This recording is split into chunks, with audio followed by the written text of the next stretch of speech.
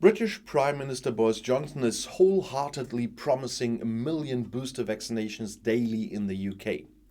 Many general practitioners' practices are already overloaded and are shutting down routine care. So, in the fact of rising COVID infections and an historically unprecedented ambitious new vaccination program by the London government, more and more British general practitioners' practices are now lent under, as we would say here in Germany.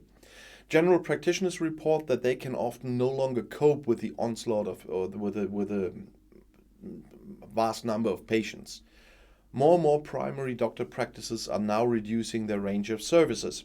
At the weekend, Prime Minister Boris Johnson announced in a televised address to the nation that he wanted to distribute 1 million booster vaccinations through the National Health Service, the NHS, by the end of the year. This is by far the largest and most ambitious mass vaccination in the 73-year history of the NHS.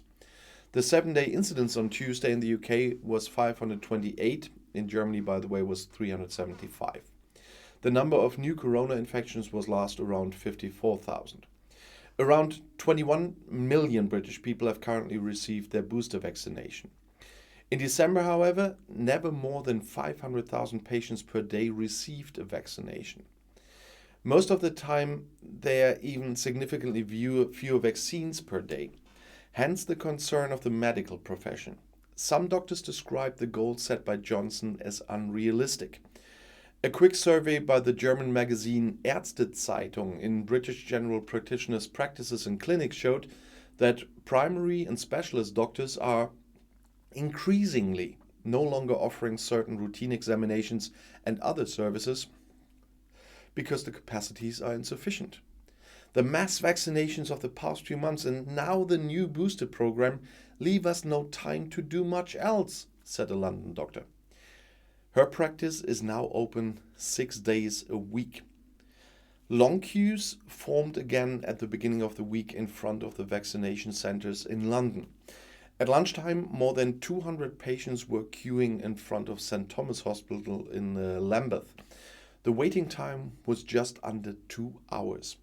According to media reports, this was not an isolated case. We are pleased that our vaccination offer has been accepted so enthusiastically, said the clinic spokesman. We have hired additional staff and still there is not enough back and front. According to the London Ministry of Health, vaccinations will continue over the Christmas holidays.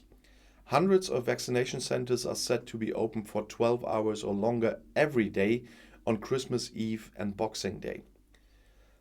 They should only take a break on Christmas Day. Because of the rapid spread of the Omicron variant, Scotland's First Minister Nicola Sturgeon has now called on people in the the Scottish part of Britain to limit their social contacts to 3 households during the festive season. The politician of the Scottish National Party, the SNP, emphasised that it was not about cancelling Christmas and that it was not a matter of a ban.